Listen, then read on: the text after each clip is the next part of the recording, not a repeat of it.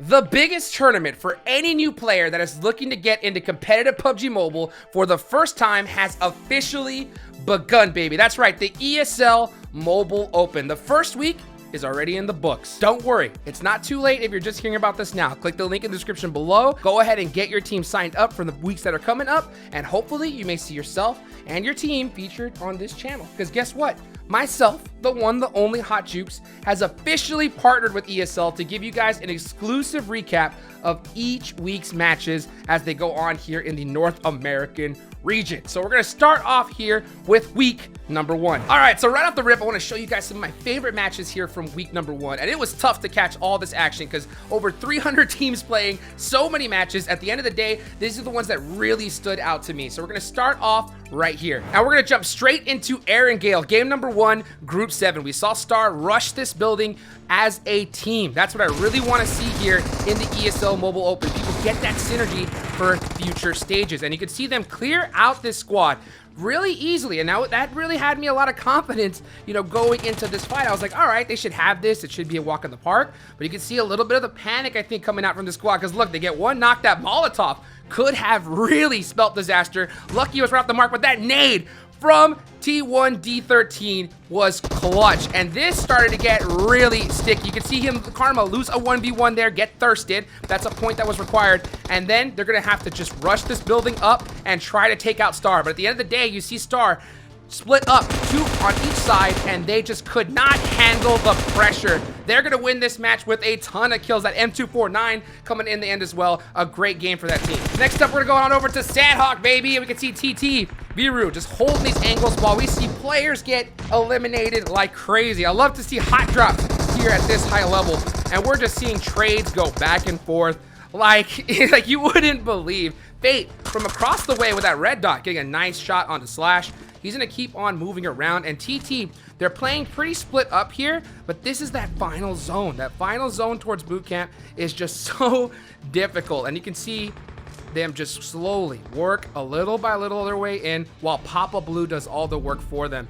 And here's the problem though, Viru, TT, they got caught out, and at the end of the day, we saw a great finish there from that squad. Next, we're gonna go over to game number 5 in group 2, and we can see here in Miramar, Suki's gonna open things up with that 6x M4, get some nice finishes for his team. This squad already had 15 kills. That knock is gonna stop, it's pretty much set back the team a little bit. I would have loved to see them just kind of group up together and just reset. Instead though, Moonsaint realizes, you know what? We got them against the ropes. We gotta try to make some plays. And at the same time though, this is what happens when you go in one at a time, you're gonna get into some trouble.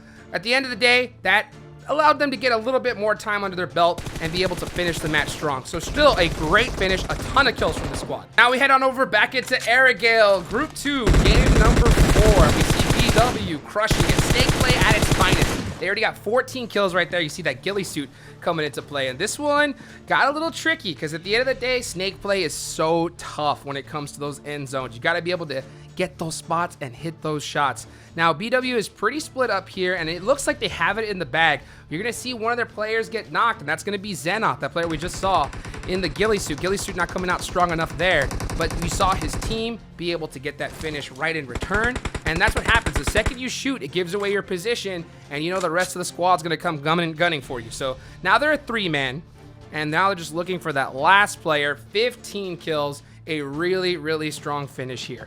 And now you just see them just taking their time, and they're going to clean this one up easily. Did I mention it was going to be with the buggy? What a finish.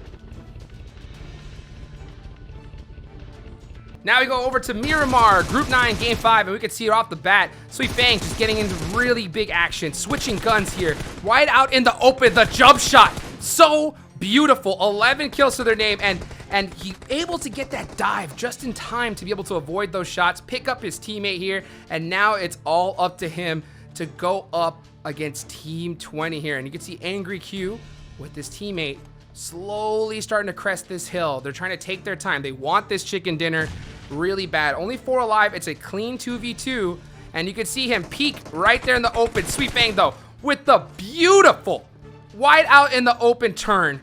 1 HP is able to survive, and Angry is so out of position he can't help his teammate. And now they know exactly where he is, not able to get the spot. They're just going to go ahead and press in side by side, but guess what? Got a little too cocky.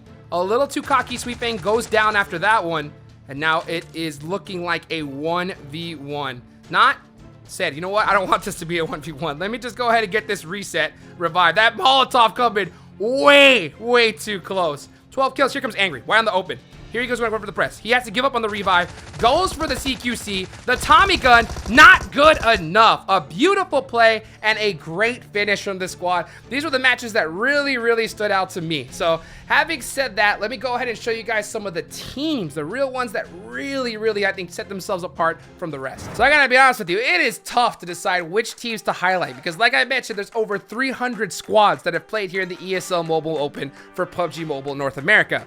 Regardless, I'm going to go ahead and show the teams to me that really stood out above the rest. And I'm going to start off with Los Infiltrados. This is a squad that just came out straight out of the gate swinging, and they were swinging hard because on the first day of matches, on Monday, April the 12th, Los Infiltrados from Group 1 took first place overall in their group with 107 points. Straight crushed it. Right here, we see them take a very early 4v4 fight against Team Tomalitos, who finished in 10th with 29 points. For me, it's no surprise at all to see the first place team go for that early aggression right off the bat. The willingness to be able to get into those early fights and get those kills is a sign of a winning team in my eyes. And for me, it really shows that this is a squad that has it right here. And these guys don't let off the pedal at all. They play aggressive throughout the whole match, and it really shows well right here in the late game. Right here, you can just see the amount of spacing and control they're holding, both on the south and the north side.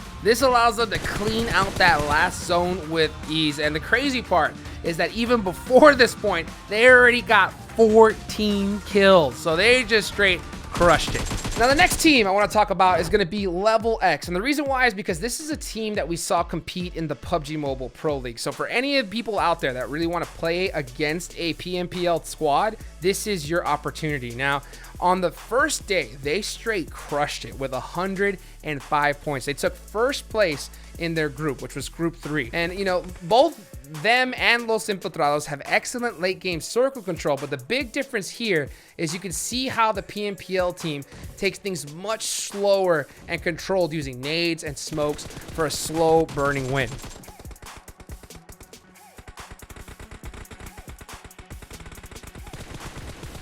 Now here's the thing though, even though they are a PMPL team, that doesn't mean that they're up to par with some of these squads that are coming in hot. Because on the overall leaderboards, Level X are currently in 39th place. So on the first day of ESL Mobile Open matches, they had a great day. On their second day, they did not do so well. So for me, it's gonna be really interesting to see how Level X proceeds here in the rest of the ESL Mobile Open. Shifting gears, we're gonna go ahead and talk about the team that is currently sitting in 8th place on the overall leaderboards, and that is going to be none other than Chronic. On their first day of matches, they ended up in first place in their group with 102 total points. That was a great performance for them, and what really stood out to me was their ability to navigate through this chaotic ending in this match right here.